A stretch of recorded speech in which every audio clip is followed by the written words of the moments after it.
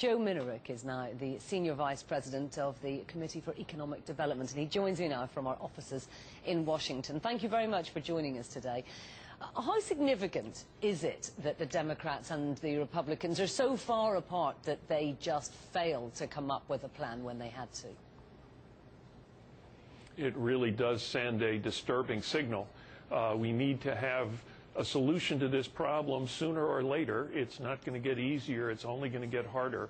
And the fact that these folks will not engage seriously to try to find a solution that is somehow agreeable to both sides is not a good sign, and I imagine that folks around the world are going to be worried. Now, you, as I mentioned in my introduction to you, worked under the Clinton administration. Do you get the sense that the two parties are further apart than they were in the past? We are equally divided and widely dispersed on ideology. It makes life very, very difficult here in Washington. You do not have either side with the ability to take a solution itself, but at the same time, within each side, within each party, you've got such diversity of view. You've got some folks who absolutely do not want to compromise 1 inch, and you have folks in the middle who could come to an agreement if they had the chance, but there are not enough of them in either party. Is there a role here, or more of a role, for President Obama? Is there leadership that he could give that would help bring this together? Any change from the result we had could only be an improvement. There was a lot of dispute in Washington over whether the Congress wanted President Obama to play a greater role. He did play a greater role earlier on in other processes, and in some instances the results were not very good. But any change would have been an improvement if the president could have stepped into the middle and found a way to articulate a compromise that would have pulled both sides together, gotten them off of their unalterable positions.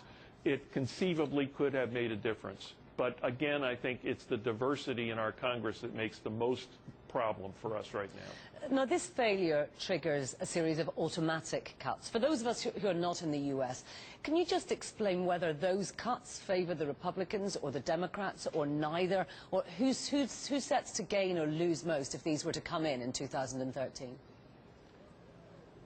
They're not attractive for either side, but to the extent that there's any consensus evolving, it seems to be that the Republicans take the greater hit because of the depth of the reductions in defense, which has tended to be the Republican political issue. However, it's really not going to be fun for either side, and Democrats do not want to take responsibility for big cuts in defense either if they can avoid it. Now, we also saw the downward revision of growth figures today. How concerned are you about getting growth moving and the concerns about a double-dip recession in the US? Given the difficulty everywhere else in the world and the halting pace of our own recovery, I think any economist is going to be concerned.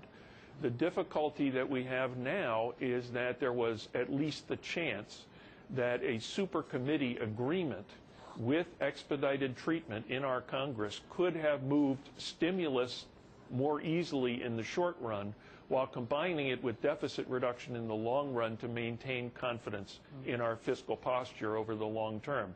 That expedited process is now gone. So is QE3 once more on the horizon? That's the only thing we can see on the horizon. We'll have to see whether it is a mirage. And at the end of the day, of course, even the folks at the Federal Reserve would tell you they are the second string team here. The team that should be carrying the ball right now is the Congress, and the Congress has failed to act. Joseph Minarik, thank you very much indeed for joining us from Washington.